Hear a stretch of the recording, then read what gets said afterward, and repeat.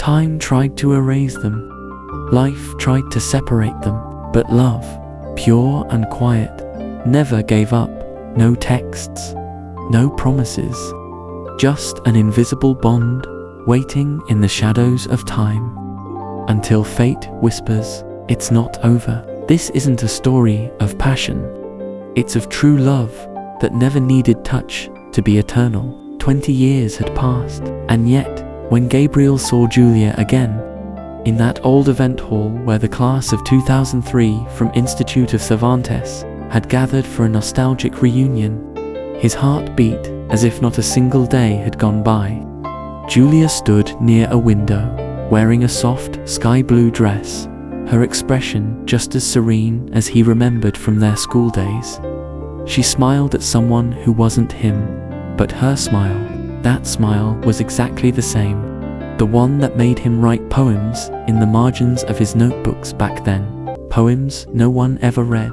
Gabriel didn't believe in destiny, but in that moment, he began to wonder. She looked at him, and the world fell into silence.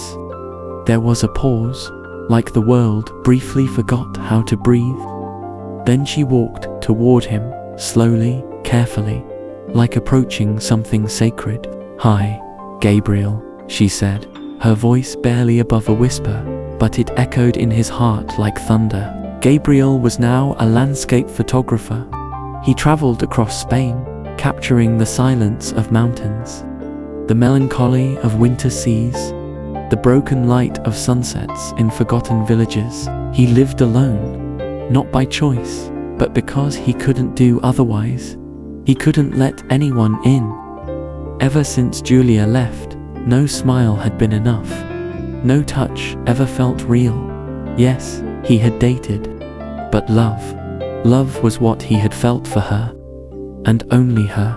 He never told her, and that hurts the most. In high school, Gabriel was the quiet boy with worn-out notebooks, the one who stared out the window instead of paying attention, the one who got lost in the lyrics of Sabina and Silvio Rodriguez, while others talked football and weekend plans. Julia was light, leader of the literature club, lead actress in school plays, brilliant at everything she touched. But what Gabriel loved most was how she listened with her soul. When she spoke to him, it was like his words mattered, like he mattered beyond what others could see. They were never a couple. They never held hands, never even said "I love you," but they had each other. Every afternoon after class, they sat on the old bench behind the school building. They talked about books, about their fear of the future, about impossible dreams. She wanted to be a teacher, he a writer.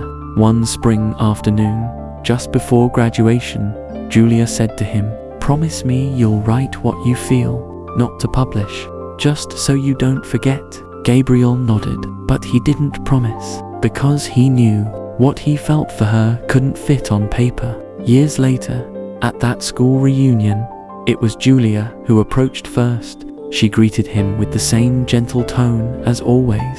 "Gabriel," she said, as if reciting a forgotten poem. "Hello, Julia." They hugged, not long, not tightly, just enough to recognize each other. They talked as if time had never stood between them, about life, about where they'd been, about quiet heartbreaks. She was married, no children, living in Valencia. She had become a teacher, just as she had dreamed. He lived in Lyon alone, with his camera and his memories. "Did you ever marry?" she asked. "I never found anyone who could make me forget what I didn't live with you." Julia looked down. She didn't cry, but her eyes spoke everything. That night, they walked outside under the Madrid sky. The air was cold, but their steps felt warm. They talked about their teenage years, like observers of someone else's story. Julia confessed that she had always known what Gabriel felt. "I read it in your eyes, Gabriel, and I felt it, but I was scared. We were so young.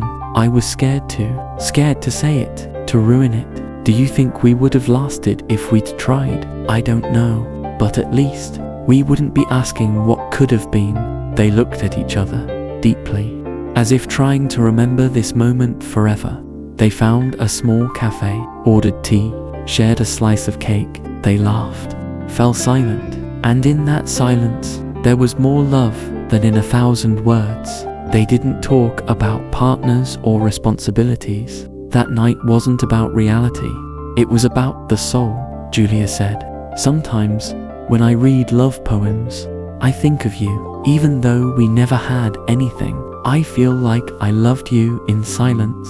And somehow, I still do. Gabriel swallowed hard. I never stopped writing to you, even if I never sent it. She smiled, gently in pain. I would have liked to read them. He pulled out a small notebook from his coat, the same one from their school days. He handed it to her. Here they are, all the silences, all the words I couldn't say back then. She held it like something sacred. As dawn approached, they knew it was time to part. In front of the train station, Julia looked at him tenderly. I don't know if this was a goodbye or an impossible beginning. Gabriel smiled.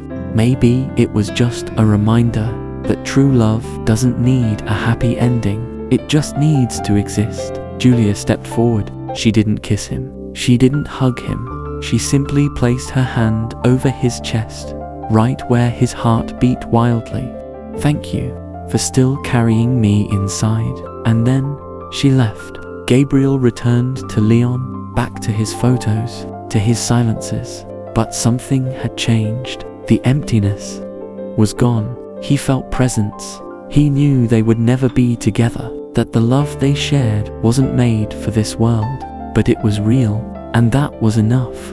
Whenever sadness tried to return, he opened the notebook and read a line, a word, a sign written in ink, and he smiled, because some stories don't need to be touched, they just need to be felt.